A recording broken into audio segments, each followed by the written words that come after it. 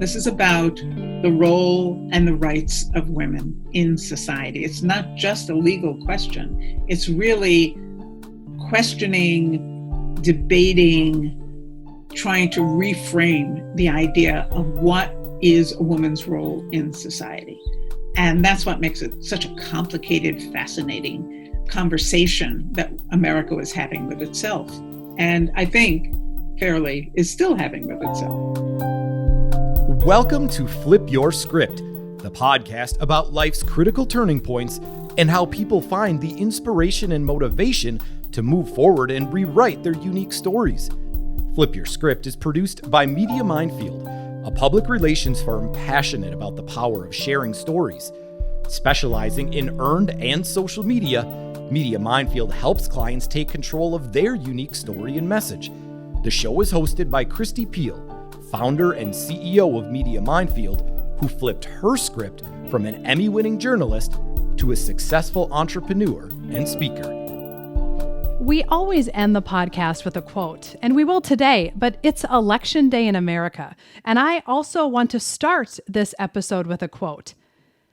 That vote has been costly. Prize it. The vote is a power, a weapon of offense and defense, a prayer. Use it intelligently, conscientiously, prayerfully. Progress is calling to you to make no pause, act. That quote is from Carrie Chapman Catt. The quote I saw for the first time was in the book The Woman's Hour, The Great Fight to Win the Vote by Elaine Weiss. It is an incredible story that is a page-turning drama, and it is more thrilling than most works of fiction. Elaine is the guest on today's Flip Your Script podcast. We aren't going to talk about who to vote for, but we are going to talk about why it's important to vote and how the work of a few flipped the script and gave a voice to an entire gender. And it's a thrill to welcome Elaine to the podcast. Welcome.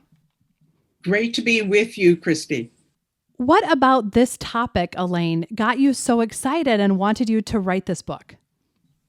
Well, Kristi, I'm a politically aware, politically active American woman, and I participate in campaigns, and I certainly vote in every election, and I've taught my children to do that. And yet I realized a few years ago that I really had no idea how it was that American women had obtained the right to vote. I knew that at one point when the Constitution was written, that women were not included, had no representation, had no right of franchise or the vote.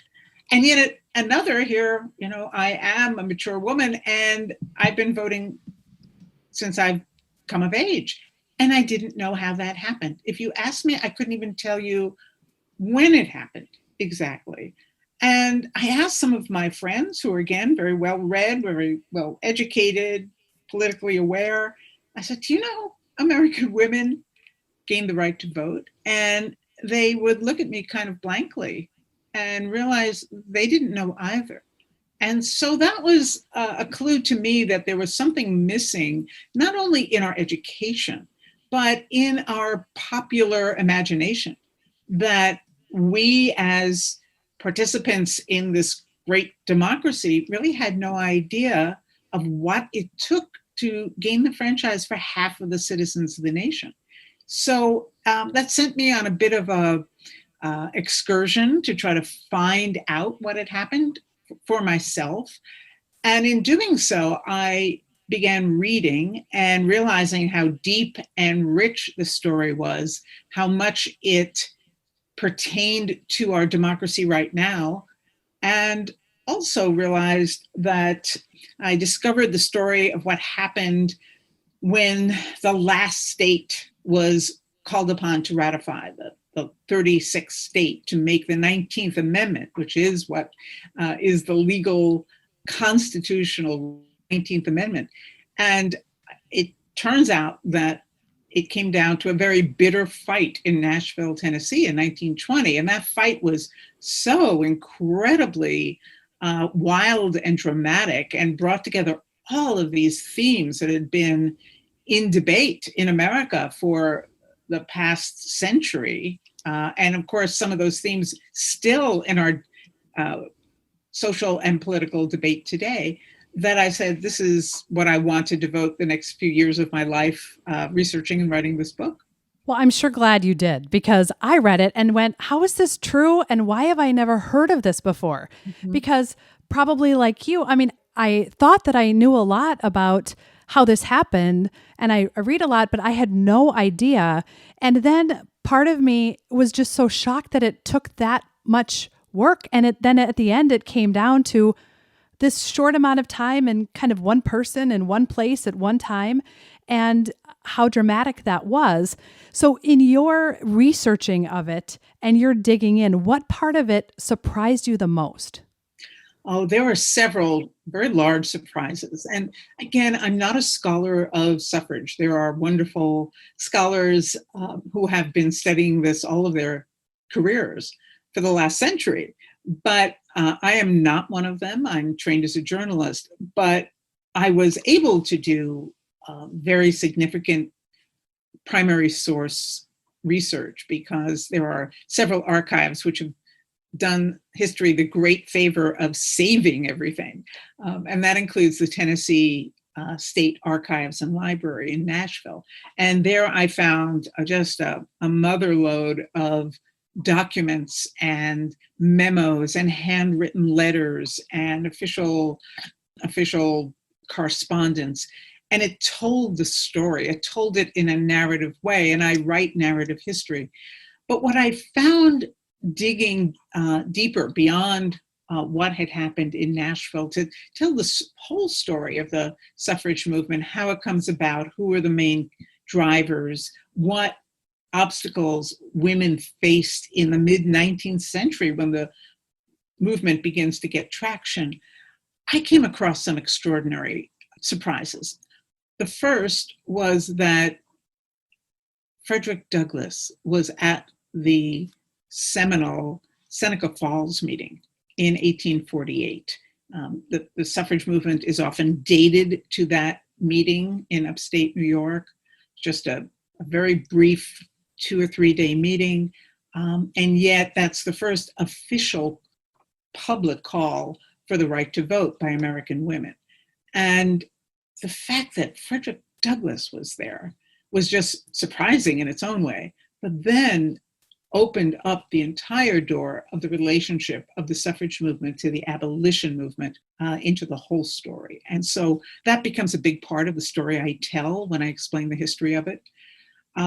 Another big surprise was that there were organized groups of women opposed to women's suffrage.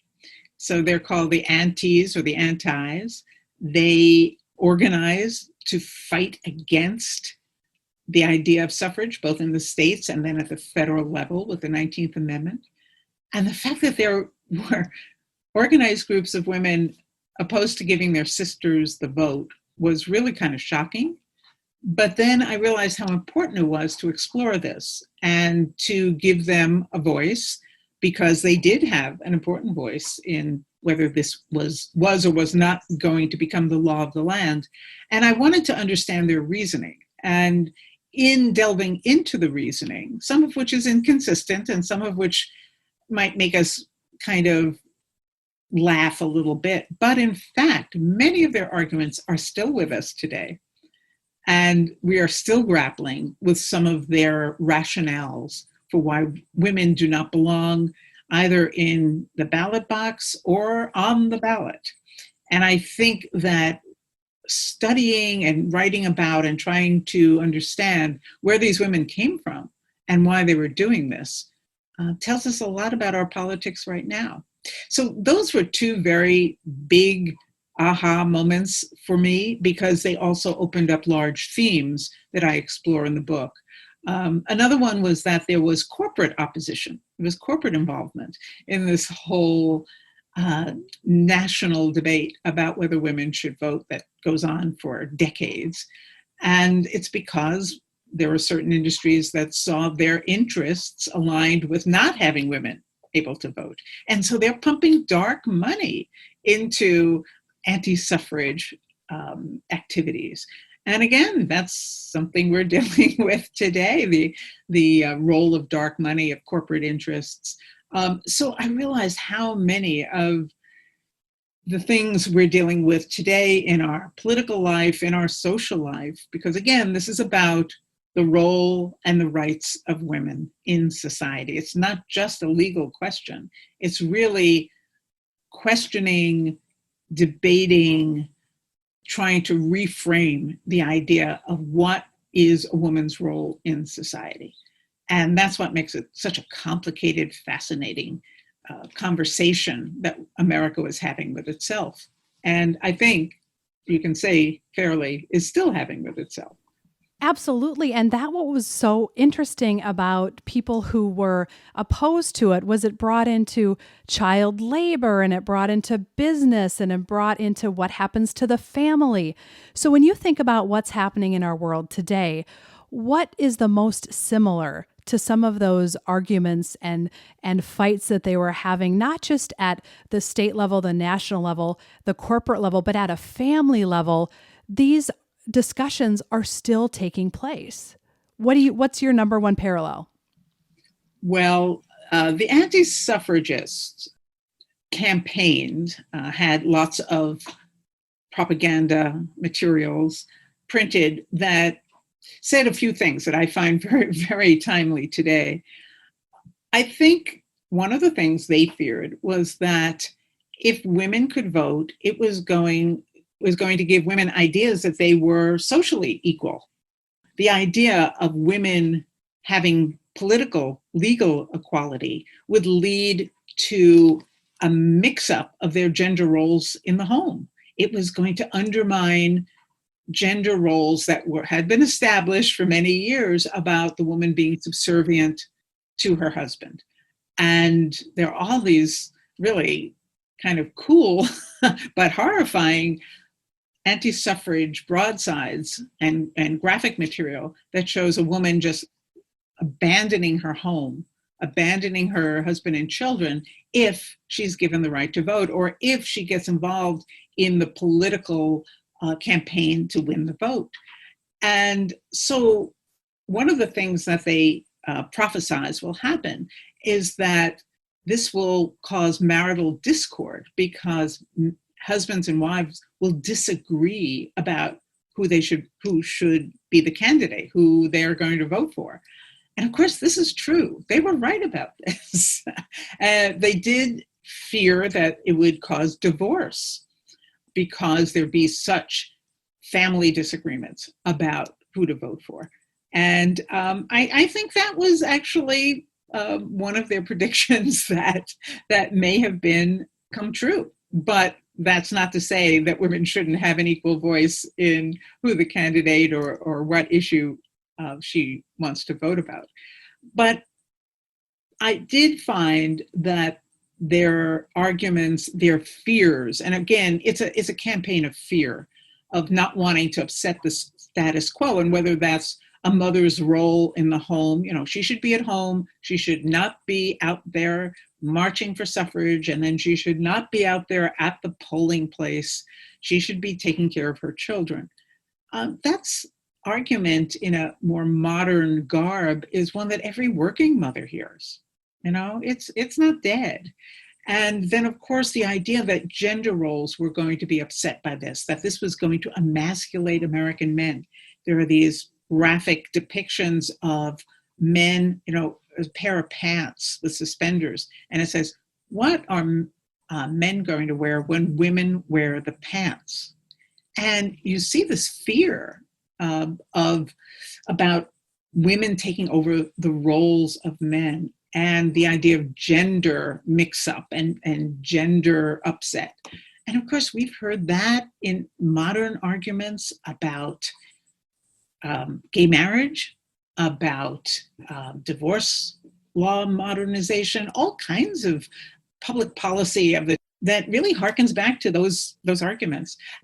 We see many of these arguments in a more modern telling being used today. And then, of course, there is the whole idea, and this was shared by both anti-suffrage men and women, was that being an activist for suffrage, being an advocate for suffrage, made women coarse. They depict suffragists as unhinged, as loud, being too loud, too smart, too clever, too abrasive, all the sort of adjectives that are often used about female candidates today. So I would venture to say that we have not overcome some of the arguments that the anti-suffragists of a century and more ago posed to the American public.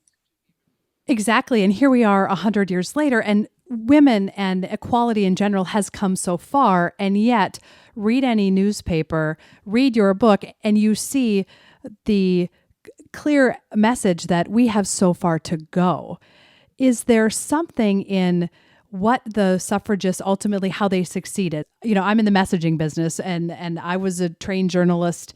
So in thinking about the message that they got right, that then moved the men who were in charge, who could make the vote to give women the right to vote, did their campaign in some way get the message right finally so that men could get on board? Or was it just time? In your perspective, what do you think they did right? That's such an interesting question, Kristi, because it was both. I would say that they tried many different aspects of messaging. And it begins with the idea of justice, the idea that we are the women of America. We are half of the citizens of the nation. And yet we have no vote, no voice, no representation. How can we call ourselves a democracy? And they use the sort of the highest level of guilt tripping, you might say, or incisive analysis of the situation, and try to win on the brute force of that very cogent description of the deficiencies of the American democracy. But they realize that's not enough. It's not getting through. It's too ethereal. So then they use messaging like no taxation without representation. They hark back to the Revolutionary War mantra, and they say, we pay taxes, and yet we don't have representation. We can't vote for our representatives at the local or state or national level. We're not going to pay our taxes. And so there's groups of suffragists who do not pay their taxes, and they get fined, their property is confiscated. Some do serve prison terms. And so you've got, another messaging idea. A third that they used very successfully was that mothers, if you're saying that women should stay at home, well, okay, even mothers need the vote. And mothers need it because policy is made at the local and state and national level that affects a woman and her family. And whether that's, pure milk and public health or education or war and peace, that mothers are affected by this. So there are large campaigns having to do with motherhood. Like, give your mother the vote because she needs it to protect you and the family. And so they're kind of turning around the domestic argument that the anti-suffragists use and say, okay, if you're going to think that we're all mothers and nothing else, well, at least give us the vote as mothers. When we see the second decade of the 20th century roll around and suffrage has still not been won on the national level, you see a change in some of the messaging. And some of that has to do with World War I, where women are enter the conflict in ways that they'd never been able to do before. They kind of assume, they're not invited in many ways, they assume roles that women never played, like in the fields as women who take over farm work and the heavy farm work, the tractor kind of farm work. And these are city women in the Women's Land Army. And I've actually written about that. They're in the mines, they're building airplanes, they're flying airplanes, they're making munitions, they're in dangerous professions. Besides the more traditional roles of nurse and caretaker, they're doing the tough men's jobs. Part of the whole argument that women shouldn't vote is now blown out of the water because women have been doing these brave, incredible things. And so you see the suffrage movement using that sense of we were patriots, we were citizens, we deserve the vote. And so you see a really interesting combination of messages that the suffragists use successfully to meet the times, because this goes on for over 7 decades, and there are 3 generations of suffragists who are active in the movement. So you see an evolution of messaging and basically trying to hit whatever nerves they can find. Boy, they were nothing if not dedicated, tenacious, and I'm impressed that they never gave up. I mean, fight after fight and defeat after defeat, and they're just pushing forward. And I just love their grit that they kept going at a lot, and it cost them a lot. It cost them a lot in their reputation. It cost them a lot as they were jailed. So it's impressive as I get into the voting booth to think about all that it took for people to fight for me to be there. And it's frustrating when folks don't vote, don't have the time to vote. So many women still don't vote. Does that get under your nerve? Oh, it inflames a nerve. And I'm hoping that with the suffrage centennial, the 19th Amendment centennial, which we're celebrating right now, that the story of these women and their male friends, there were great male champions of suffrage, of women's suffrage, but the story of their grit, it's become this meme of "she persisted," which was attributed to Senator Warren. Well, these women persisted over 7 decades, 3 generations, 900 campaigns at the state, national, and local level. And most of them are failures, as you say. They failed more than they succeeded. They were betrayed. They were disappointed. They were robbed of referendum elections, and yet they always had a plan B and a plan C if necessary. They just brushed themselves off,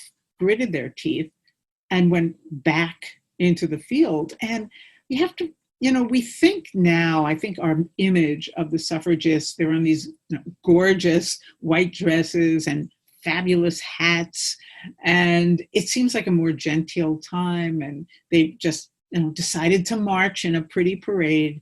And we don't see what was behind the fact that they're vilified in their churches. Their pastor may have railed against them from the pulpit. They're demeaned in the press. They are ostracized from their sororities sometimes. Even their families reject them. They're called maniacs, terrorists, anarchists, socialists. They are derided and demeaned. They've been, pelted with stones and rotten eggs and tomatoes. They've been arrested. They've been tortured in prison. And this is in 1917, 18, and 19. They've been force-fed. And they come back and they say, we've got to finish this fight. So it is an extraordinary lesson in fortitude and persistence and optimism. Let's not forget optimism. They truly believed they would get to the finish line. And then what we will see when the 19th Amendment finally is entered into the Constitution, it will be undermined. And so when a woman or anyone says that they haven't voted, besides all the practical reasons that they should want a voice in how their government acts and what policies are being made, there's the existential idea that women sacrifice their lives, their fortunes, their good reputations for you to be able to vote. African American women and men had to fight and bleed and die for the right to vote. And of course, we've gone off to war many times with the ostensible rationale that we are defending democracy around the world.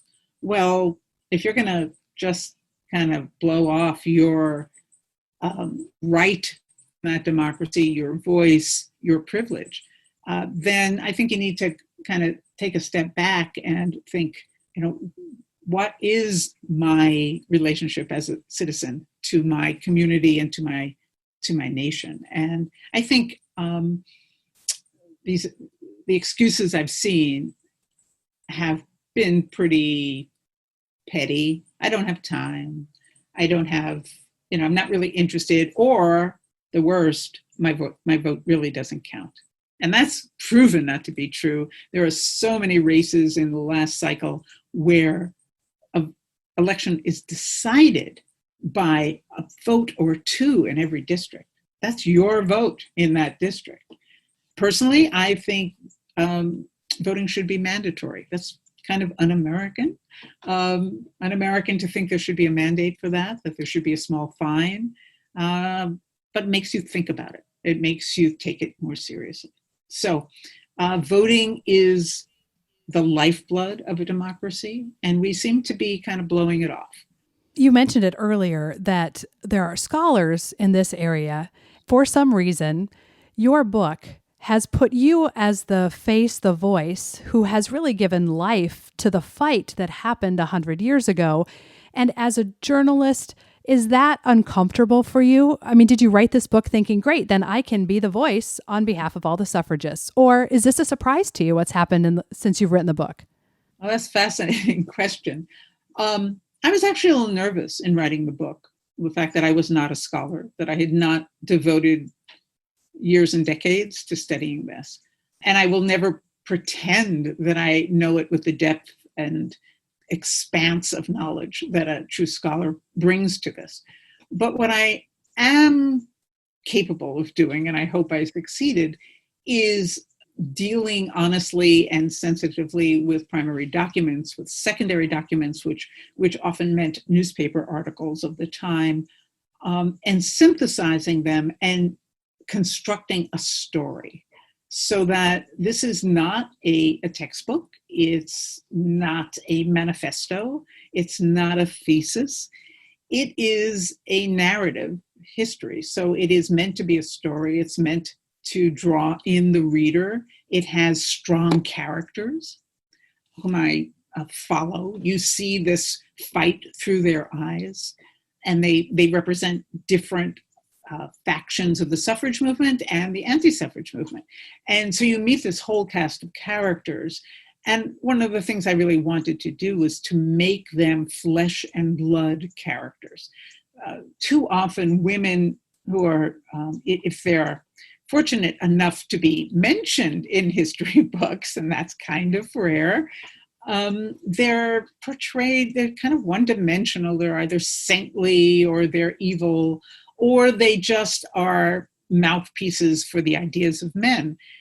And I wanted you to know these women, especially, as full-blooded political actors, because they are political actors. And I wanted you to see their brilliance, their complications, their contradictions, their vanities, their rivalries, to understand them as people. I thought that was really important. And so I brought those skills, grills of being out there in the public realm and giving talks and media interviews, is I'm often on panels or in collaboration with some of the great scholars of this period. And I'm just thrilled to be counted in any way among them, and I defer to them on historiography and all kinds of things. But I've been so grateful for their support, for their generosity, and for their enthusiasm for my telling of the story. It is one telling of the story, and it's among many others, some of them very new and still coming out. And so I find it just very gratifying to be in any way considered a kind of wannabe historian who told it accurately, but told it in a story form. I've sent this book and talked about this book to so many people, and it's now actually part of the development program at the company, because I think there's so much that we can learn from the lessons and the fight and the grit and the determination and the messaging and all of the things that this book shows. And I loved what you said about making the women and the characters, because men are critical in this book and in the movement as well, that they're full people, and that's something I think we can learn from today. It's so easy to look at someone who you disagree with and to put them in a category. And it's really hard to do that when you get to know people as human beings. So even opening up this book and me, if you would have asked me at the beginning, tell me about the anti-suffragists, tell me about the people who are against this, I would have said names about them. I mean, I'm not cussing at them, but I don't understand. They're not educated. How could they do that? But then once you understand their background and their context, I get why it took so long for women to get the vote. And I appreciate their struggle, because they were struggling in a lot of areas at that time in history. So I really appreciated how you brought those characters to life as full people. None of them are perfect. None of them do it ideally. And yet it's so many lessons that we can apply to our day right now, that when we put people in camps and throw arrows at them without getting to know them as full human beings, we're missing opportunities in relationships, we're missing opportunities in storytelling, we're missing opportunities just to come to the table and talk. Well, Kristi, I totally agree. And another aspect of that, which I think is important, is as we look at this movement and study its mistakes, because it certainly was not a perfectly executed campaign over 7 decades. But I think we realize a few things about creating change, because this is what this book is about, and this is what the movement was about. It was creating change within a democracy. And what does it take to make positive change? And how hard it is, how sometimes frustratingly slow it is, that it takes perseverance and grit and persistence, and it also takes compromise. And that's something that's kind of a dirty word right now. And certainly some of the moral compromises, political compromises that we see the suffragists make us wince and uncomfortable, and it absolutely should. But we have to also realize that making political change and even some social change does require some accommodation, some give and take. And the most successful political change makers have to understand that. And I think that's something we've also lost a bit. So in making these women and men full-blooded people, I also talk about their contradictions, about their moral compromises, and about their decision-making and why they're doing it. And whether that's Frederick Douglass or Carrie Chapman Catt or Alice Paul or an anti-suffrage leader from Louisiana, I think we have to understand that making change is not a pure activity, and social movements are complicated and they are messy. And we just have to accept that and not be discouraged with each mistake that is made. You can't just act, you're not going to get anywhere if you are stopped by either defeats or lack of capacity to compromise. And it takes something else that I'm really bad at, and that's patience. I think we want things in our lives really quickly, and we want things overnight, and we want change to happen dramatically.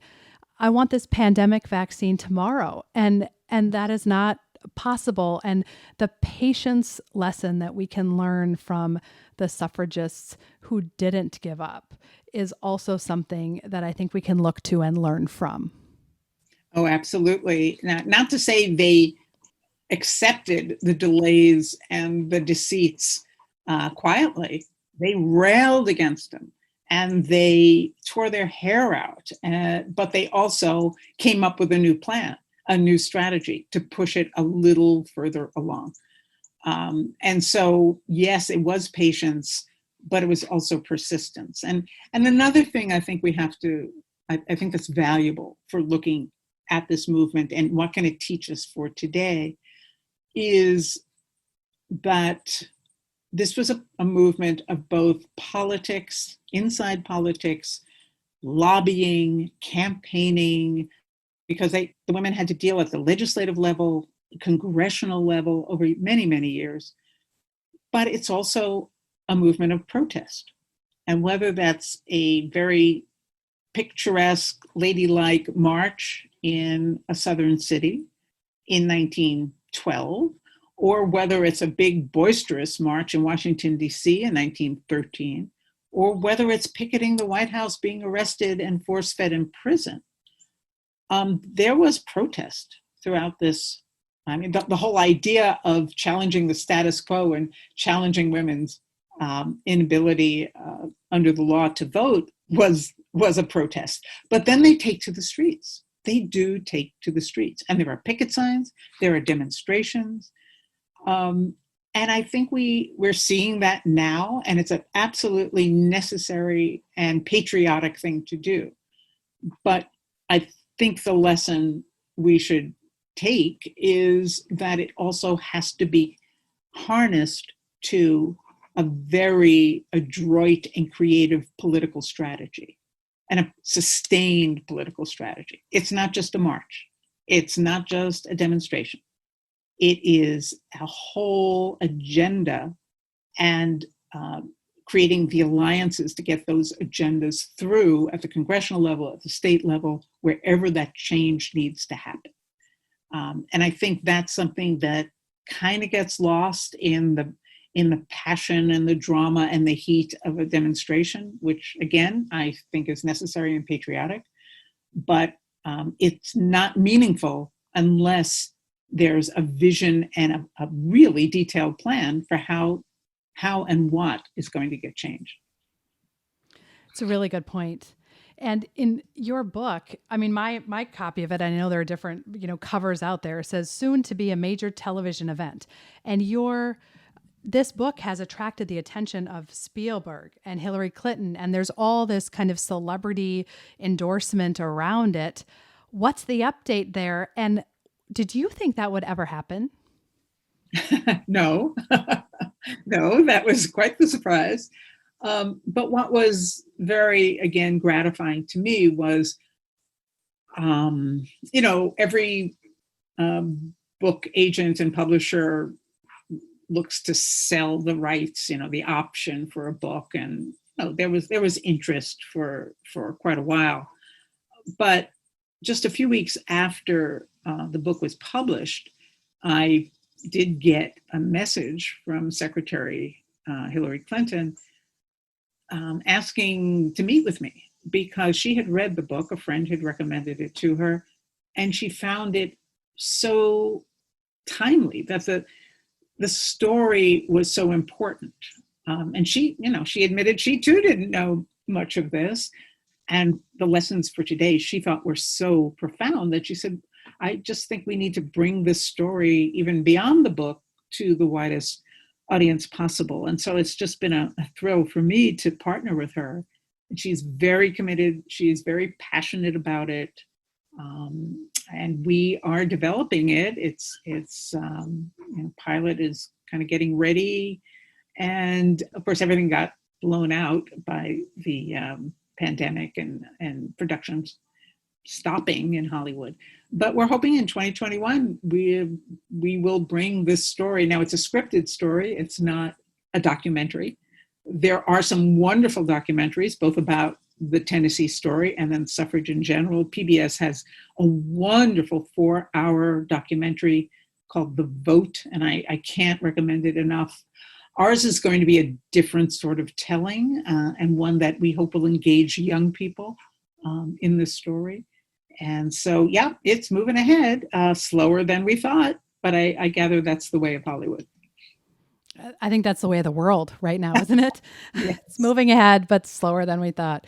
So I have, before we get to our final question, I have just a kind of a more I'm interested question, if you don't mind. When you vote, do you wear white? No, I do not. I might this year, this is a special year. This is the centennial year.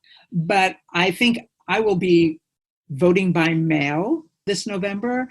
And so I will probably wear white when I drop it off at the post office box or at the ballot drop-off box. So I think I will celebrate. Of course, one of the most moving things that I've seen in the last few years is the tradition that has developed of on Election Day, many women take, and men too, take their I voted stickers and they bring it to the cemeteries in their towns and in their cities where suffragists that they know are buried. And whether that's grandma who worked for the vote or a famous suffragist in that region, there's been this lovely tradition, a sort of decoration day on Election Day, where you thank them and bring your I voted sticker and said, I voted because you fought for me.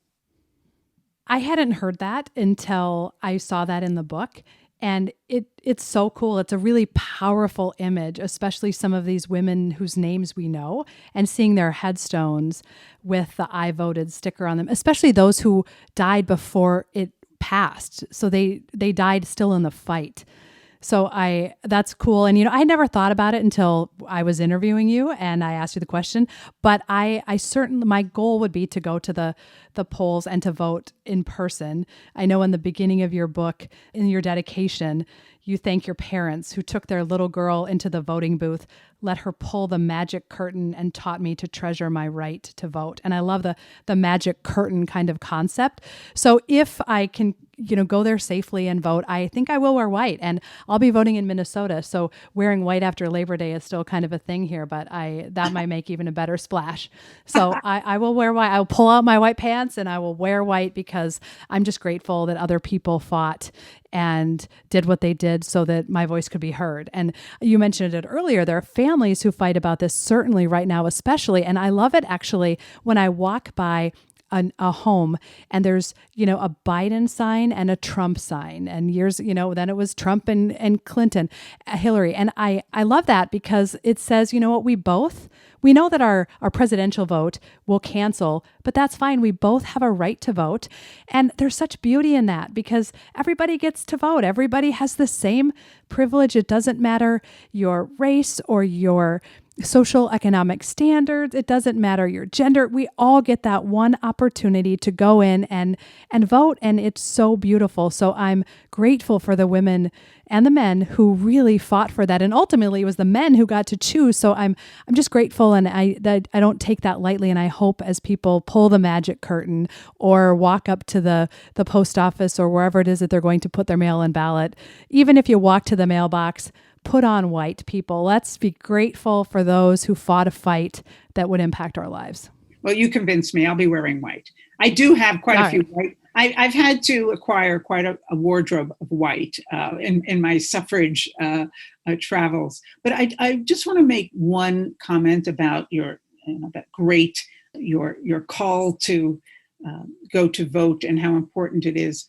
What we're seeing in our nation is an erosion of voting rights, suppression through legal and extra legal means at the state level. There's been a gutting of the enforcement provision of the Voting Rights Act, and that has let loose a unconscionable flood of voting restrictions in the state. And whether that's onerous voter ID laws or signature match laws or underserving minority communities in terms of polling places so that the lines are so long you can't afford to wait for 3 hours because you've got to get to work.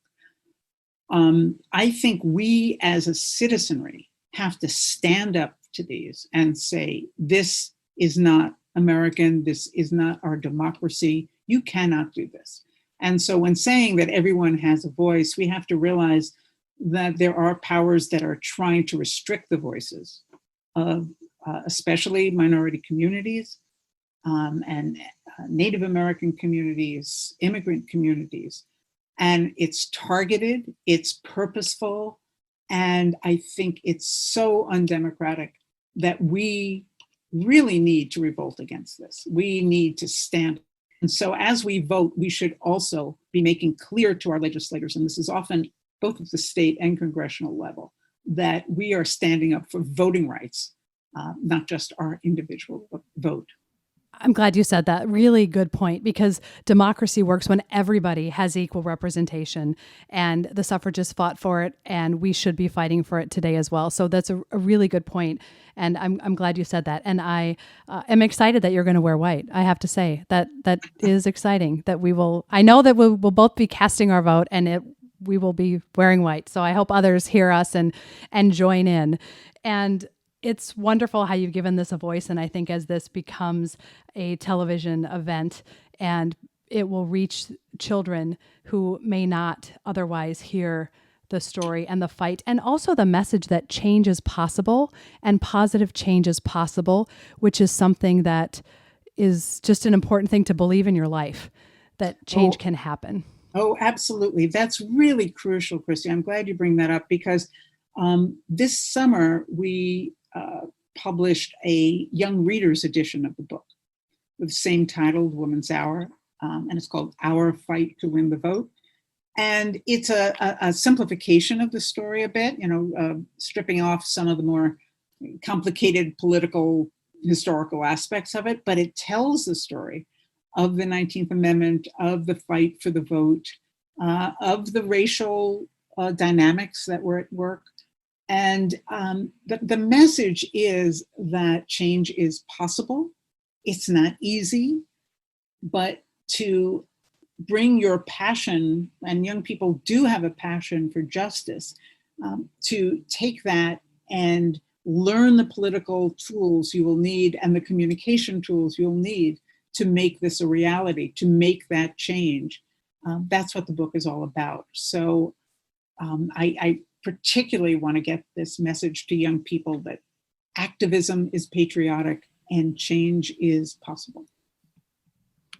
And change impacts generations. That change, you may not see it in your lifetime, but rest assured, the work that you do in your passion area for change and positive change impacts the future, and your great-grandchildren and beyond can be impacted by the work that you have the honor to do and the privilege to do, frankly, in your lifetime. I have enjoyed our conversation, and I want to end with the question that I ask everyone at the end of the podcast, which is there a quote or something that really stands out to you that epitomizes what you've learned as you've watched the women and the men flip their script for an entire gender, as we consider that we have the right to vote today? Well, you sort of beat me to it, Kristi, with your quotation at the beginning, because it comes from a message that Carrie Chapman Catt, who is one of the main characters in my book, she is the president of the largest mainstream women's suffrage organization in the nation. She's also an international suffrage leader. And after the 19th Amendment, after devoting 30 years of her life to this cause, she finally comes home. She has just established the League of Women Voters, which is again celebrating its centennial of its existence this year. But I'd like to read the beginning of the quote that you ended with, and this is how she begins this letter to the women of America. And I would say it's a letter to all citizens of America. The vote is the emblem of your equality, the guarantee of your liberty. That vote of yours has cost millions of dollars and the lives of thousands of women. Women have suffered agony of soul, which you can never comprehend, that you and your daughters might inherit political freedom. That vote has been costly. Prize it. I, of course, didn't know that's your quote, and you didn't know that I was going to say a quote at the beginning, and we really bookended what she said, and I'm grateful that you brought that up because that is the perfect place to end as people vote or think about sitting down, if they've already voted, sitting down and watching the returns come in. Because for me, even if the answers and the people voted in aren't my choice, if they were the majority choice and they were the people's choice and people actually use their right to vote, then that's what democracy is about. And that makes me proud to be an American. In thinking about Elaine and the story that she brought to life through making these women and men dimensional characters with a fight and a passion, I hope that hearing this has given you your own hope that change is worth it, and to fight for what you believe in, and to persevere, and to fight for those things that keep you up at night, make you lose sleep, and that you believe are things that we can do better as a country. My hope is that this story has empowered you to believe you're capable of more than you think, to discover motivation, to uncover inspiration, and to find the strength to turn the page. Thank you for listening to Flip Your Script, hosted by Kristi Piehl and produced by Media Minefield. If you like our message, please be sure to give us a 5-star rating, subscribe to the show, and share our episodes with your family and friends. Do you or someone you know have a story about flipping your script? We'd love to share it. Contact us on our website, flipyourscriptpodcast.com. To stay up to date on all things Flip Your Script, make sure to follow host Kristi Piehl on social media. You can also check out the website for pictures, resources mentioned in the show, and other great episodes.